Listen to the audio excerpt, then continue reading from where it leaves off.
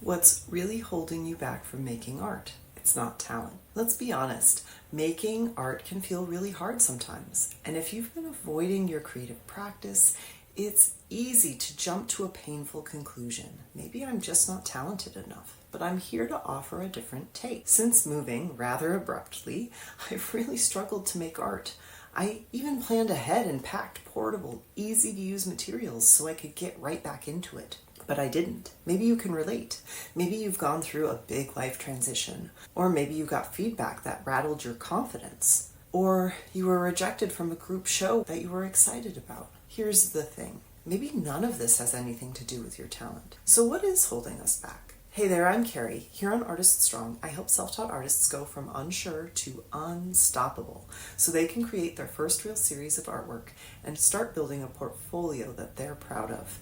If you're ready to stop the DIY learning and get the support and structure to finally draw and paint whatever you want, I'm here to help. Sign up and watch my workshop, How to Create Art from Your Imagination. To date, thousands have joined the community. It's free for you to watch, and the link is in the description below. Now, let's talk about what's actually holding us back from making our best art. I've come to accept that discomfort is part of the creative process. Whether I'm trying something new, returning to an old routine in a new environment, or stretching a skill, I'm stepping into discomfort. And that's exactly where growth happens. There's a sweet spot though. Too much discomfort leads to overwhelm. Too little and we stagnate. As humans, we're wired to seek pleasure and avoid discomfort. So of course it's hard to show up to something that feels awkward, uncertain, or challenging, unless there's a strong reward waiting on the other side, like the joy of a finished piece or visible progress. If you're holding yourself back from making the art you want, or any art at all,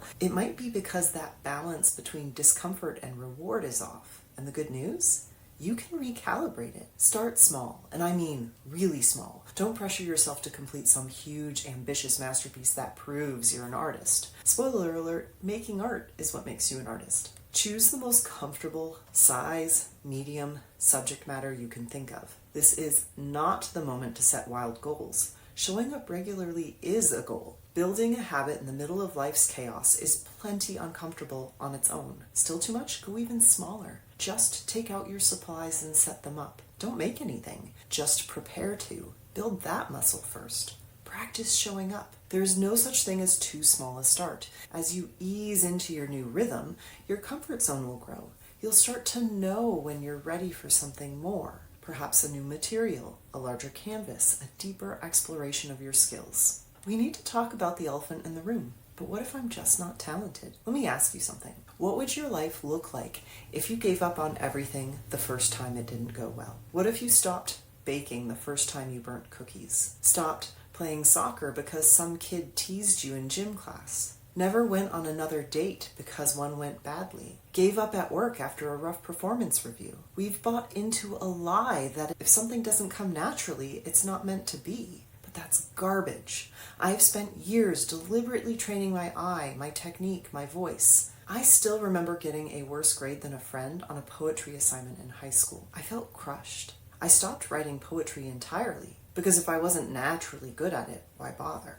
And honestly, I still feel a pang of grief over that choice.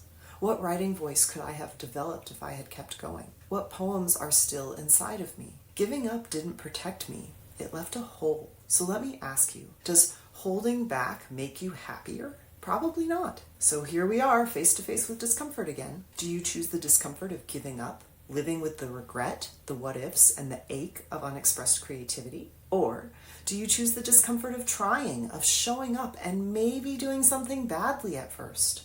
Of learning, improving, and sometimes, yes, enjoying the process of making the art you feel called to create. Either way, you're making a choice. Either way, you're uncomfortable. So, what will you choose? As always, thank you so much for watching Artist Strong. Please like and subscribe if you enjoyed today's video. And proudly remember, call yourself an artist. Together, we are Artist Strong.